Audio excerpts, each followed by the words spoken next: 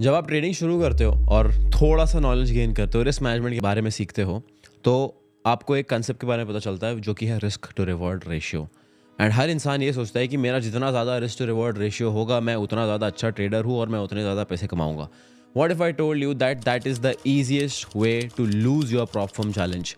What if I told you that that is the easiest way to blow up your prop firm trading challenge? And मैं आपको इस video में, अगर आपने इस वीडियो को एंड तक देख लिया, मैं आपको स्टैटिस्टिकली और मैथमेटिकली प्रूफ करके दिखाने वाला हूँ कि अगर आपका risk to reward ratio high है तो आप एक प्रॉप फर्म ट्रेडर नहीं बन सकते हो। आपके चांसेस बहुत ज़्यादा कम है and this is something that the prop firms do not want you to know. So without wasting any time, let's talk about the number one thing. The number one thing about a prop firm is that जब आप trading शुरू करते हो एक prop firm पे, तो आपका खुद का कैपिटल नहीं होता है, वो एक फर्म का कैपिटल होता है। एंड बिकॉज ऑफ दैट आपको उनके रूल्स फॉलो करने पड़ते हैं, उनके रिस्ट्रिक्शंस फॉलो करते हैं, उनकी लिमिट्स को फॉलो करना पड़ता है। अब मोस्ट प्रॉप फर्म्स में दो टाइप के लॉस लिमिट्स होते हैं। Apart from every other rule, there are two types of loss limits. First loss limit is daily loss limit, जो टेक्निकली 4 से 5% के आसपास होता है। एंड सेकेंड लॉस लिमिट होता है मैक्सिमम लॉस लिमिट, जो 8 से 10% के आसपास होता है, डिपेंडिंग ऑन द चैलेंज जो आपने लिया है। मैं एवरेज ले रहा हूँ इंडस्ट्री का। 8 से 10% के आसपास का मैक्स लॉस लिमिट होता है।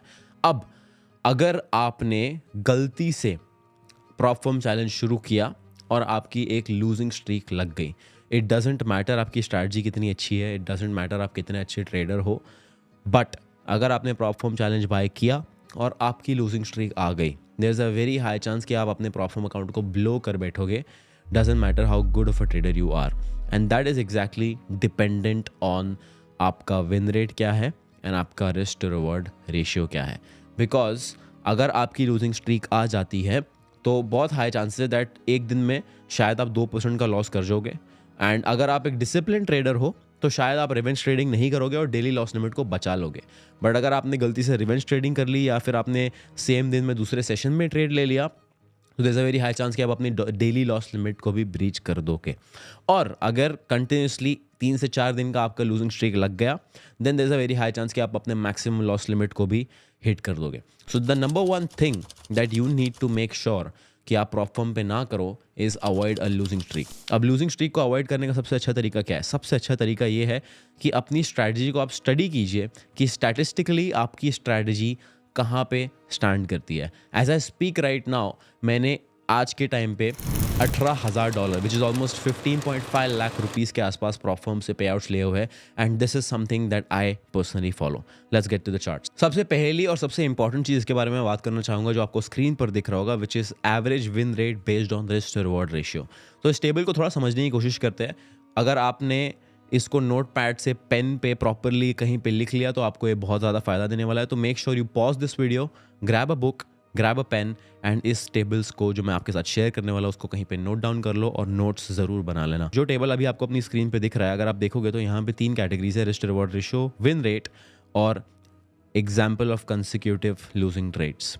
दैट मीन्स अगर आपका 1:1 का रिस्क टू रिवॉर्ड रेशियो है तो there is a very high chance कि आपका जो विन रेट है वो 50 to 60% होगा।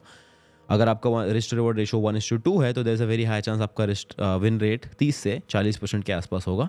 उसका मतलब ये है कि आपके 10 ट्रेड में से 6 से 7 लॉसेस होंगे। आपका अगर रिस्क टू रिवॉर्ड रेशियो 1:4 है या 1:5 है तो आपका विन रेट 20 से 15% के बीच में होगा। दैट मीन्स 10 ट्रेड्स में से आप 8 से 9 ट्रेड्स लूज करोगे। अभी थोड़ी देर पहले हमने लूजिंग स्ट्रीक के बारे में बात की थी, और अगर मान लीजिए आपका रिस्क टू रिवॉर्ड रेशियो 1:5 है, दैट मीन्स आपके 10 ट्रेड में से 8 या 7 लॉस होने वाले हैं। अब अगर गलती से वो 7 या 8 losses if they come back to back consecutively, that means a losing streak, that means आपका प्रॉप फर्म अकाउंट गया, आपका प्रॉप फर्म अकाउंट ब्लो हो जाएगा, डेली लॉस लिमिट ब्रीच हो जाएगा, मैक्सिमम लॉस लिमिट ब्रीच हो जाएगा। एंड बहुत सारे लोग अब ये कहेंगे कि मैं 1% रिस्क करूंगा, मैं 0.5% रिस्क करूंगा। I personally think that's not the right way to trade prop firm accounts, because prop firm accounts में अगर आप कॉन्फिडेंट के साथ ट्रेड नहीं कर पा रहे हो, that means you are not confident on your strategy. And 0.5% और 1% रिस्क करके I don't think anybody has cleared a prop firm challenge in a good enough amount of time. I don't think अगर किसी ने funding ले भी ली है तो वो डर डर के ट्रेड किया है।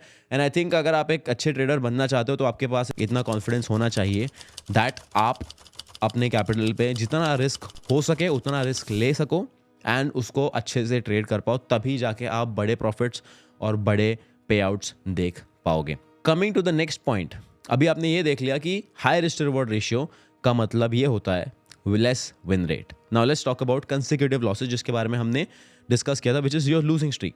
The probability of your losing streak, अगर आपका विन रेट 30% है, दैट मीन्स आपका लूजिंग रेट ऑटोमेटिकली 70% हो जाता है. दैट मीन्स आपने अगर एक ट्रेड लिया तो the chances of that trade going in a loss is 70%. The probability of that trade is 70% of going in a loss. Ab, the chances of 2 consecutive losses is 49%. The chances of 3 consecutive losses is 34.3%. And the chances of 4 consecutive losses is 24%. That means अगर आपने per trade 2% risk लिया है, that means 4 losses में आपका maximum drawdown limit hit हो जाएगा 8% loss. And if you have a win rate of 30%, the chances of that happening is very, very, very high. Now let's talk about अगर आपका 70% का win rate है. अगर आपका 70% का विन रेट है, that means the chances of you losing a trade is 30%. That means 10 में से आप 3 ट्रेड लूज करोगे और 7 ट्रेड आप जीतोगे. दैट मीन्स एक लॉस की chances is 30%, 2 losses back to back होने के chances is just 9%, and 3 losses is just 2.7%, and 4 losses back to back is just 0.81%.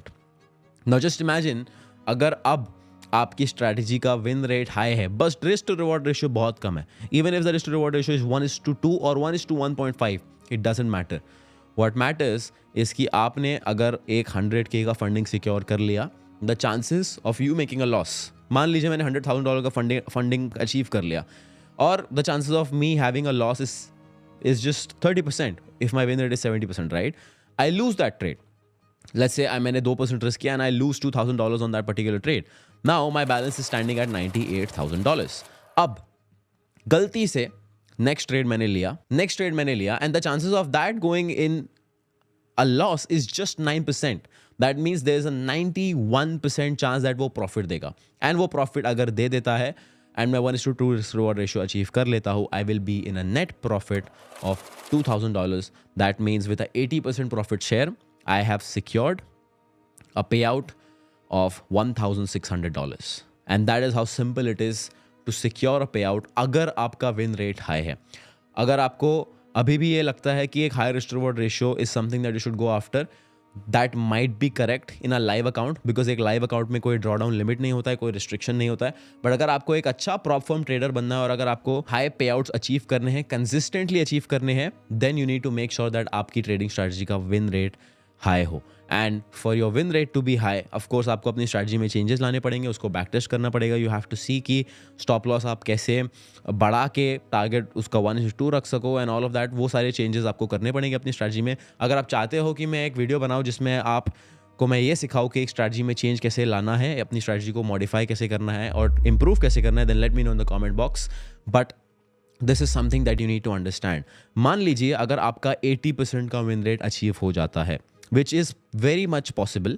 अगर आप एक एक्सपीरियंस ट्रेडर हो, अगर आप 2-3 साल से ट्रेड कर रहे हो एंड आपने प्रॉपरली बैक टेस्ट किया, there's a very high chance that you can achieve a win rate of 80%. The chances of your loss is just 20%, and a second consecutive loss is just 4%, and the third consecutive loss is just 0.8%.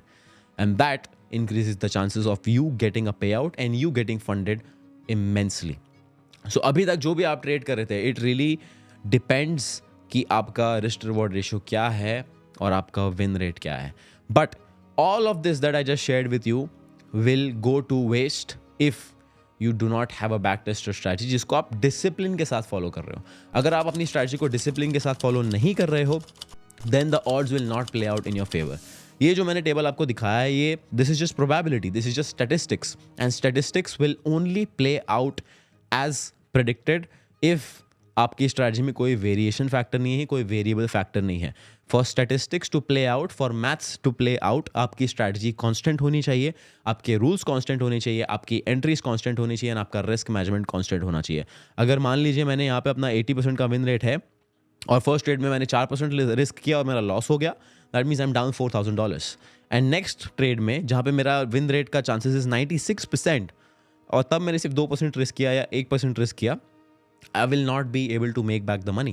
And that is why variable and a variation is the enemy of statistics. It is the enemy of this particular table जो मैंने आपको दिखाया है. So अगर आप एक discipline के साथ अपनी स्ट्रैटेजी को फॉलो नहीं कर पाते हो, then even this table cannot save you. Then even maths cannot save you. Then even this entire knowledge cannot save you. So सबसे ज़्यादा इंपॉर्टेंट चीज़ जो मैं चाहता हूँ आप टेक अवे करो इस वीडियो से इज़ डिसिप्लिन होना बहुत ज़्यादा ज़रूरी है. अपनी स्ट्रैटेजी को without any emotions, without any बायस फॉलो करना बहुत ज़्यादा ज़रूरी है. अगर आपने उस चीज़ को फॉलो कर लिया तो the numbers will play out in your favour and that is what an edge is. एक एज एक्चुअली यही होती है जो आपके फेवर में काम करे.